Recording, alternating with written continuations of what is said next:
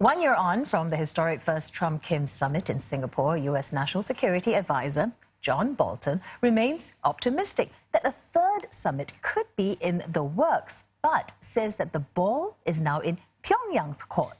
Now, this comes as U.S. President Donald Trump said he'd received a, quote, beautiful letter from North Korean leader Kim Jong Un, reportedly to mark the anniversary of their first meeting. Denuclearization talks between the U.S. and North Korea have stalled since the Hanoi summit back in February, which ended without any agreement signed. But Mr. Trump insisted that significant progress has been made in the past year.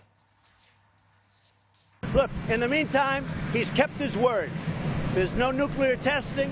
There's no large, long-range missiles going up. The only thing he set up were very short-term, short-range. That was just a test of short-range. It's a whole different deal. But he's kept his word to me. That's very important. And again, the letter he sent was a beautiful letter. It was a very warm letter. That's a very nice thing. And I don't say that out of naivete. I say that was a very nice letter. And our correspondent Simon Marks joins us from Washington right now. Simon, okay, question is, where is Mr. Trump going with his downplaying of North Korea's actions and, even this recent tough rhetoric? Well, I think, Linda, you could hear in what President Trump had to say there where he is accentuating his focus, and it is on the fact that North Korea has not carried out any more nuclear missile or long-range missile tests, and he views that as a substantial achievement of the process that he kick-started with the Singapore summit and that historic meeting with Kim Jong Un 12 months ago. But the optimism that he expressed there, that feeling that he has that Kim Jong Un has kept his word, is not optimism that is shared even by other senior figures within his government. National Security Advisor John Bolton, by holding out the possibility of a third summit, on the one hand is playing to President Trump's desires for another meeting with Kim Jong Un, but equally by saying that the ball is firmly in Pyongyang's court. He's also trying to condition expectations for a third possible summit meeting between the two leaders, and Secretary of State Mike Pompeo, the others intimately involved in what appears to be a somewhat beleaguered negotiation with North Korea. No progress being made, as far as we know, at any of the working level groups that the two countries were supposed to have established as a result of this process. All of that suggests that Donald Trump is far and away the most optimistic member of his government about where this process may eventually lead. All right, optimism not shared by many. Thanks very much for that, Simon Marks, speaking to us from Washington. All right, let's take a look at how we got here. In that historic Singapore summit, Mr. Trump and Mr. Kim signed a joint agreement promising, quote, complete denuclearization of the Korean peninsula. But it stopped short of the complete, verifiable and irreversible denuclearization which Washington seeks.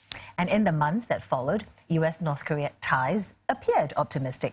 Pyongyang repatriated the remains of U.S. soldiers, and U.S. Secretary of State Mike Pompeo even made several trips to the north. Then separate U.S. intelligence and reports from the UN's nuclear agency suggested that Pyongyang was continuing to maintain and even expand its nuclear and missile facilities. And by August, ties with the North were already faltering.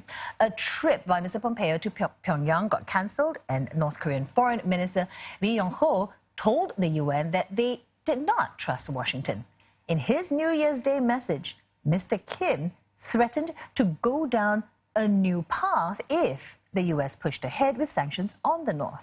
However, things started looking up with another Trump-Kim summit scheduled, this time in Hanoi, and that resulted in a standoff, and the talks ended abruptly without any agreement signed. And then since then, ties between the two countries have remained frosty. In April, Pyongyang called for Mr. Pompeo to be removed from nuclear talks. It also resumed testing of short-range missiles.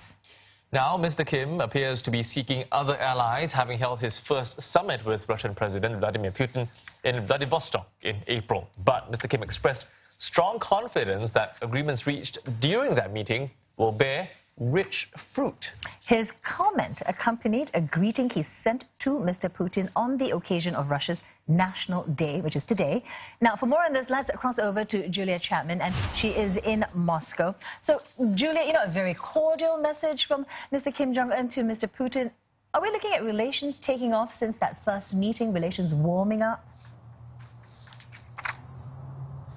They certainly appear to be. This letter was indeed very friendly in tone.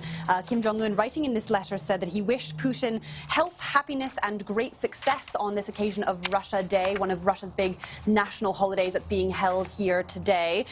Kim also said that they had reached a mutual understanding at their summit in Vladivostok in April, which, as you say, he thought would bear rich fruit. So very positive language coming out of this letter that's been published by Russian state media today, that has been apparently sent to President Vladimir Putin on Russia Day. And that comes, as you say, among a deterioration of ties between North Korea and the US, with Russia very much stepping in to try to pick up some of that slack, try to position itself as a big major influencer in the talks around denuclearization of the Korean Peninsula. All right, thanks for that update. Julia Chapman speaking to us from Moscow.